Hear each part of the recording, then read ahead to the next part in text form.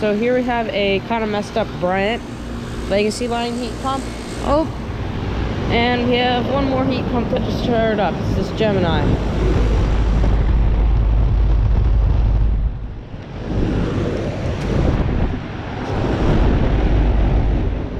I swear, both of these videos here, a unit in the same area just turned on.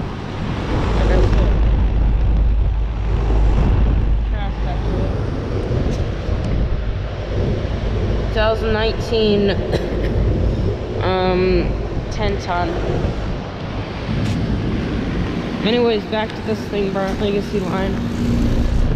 This is an LG scroll. The fan's is spinning slow. It's a reversing valve.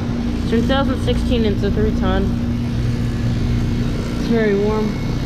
Or actually, no, that's cold. It's not doing well. So yeah, I just got the Geminis turning up. So yeah.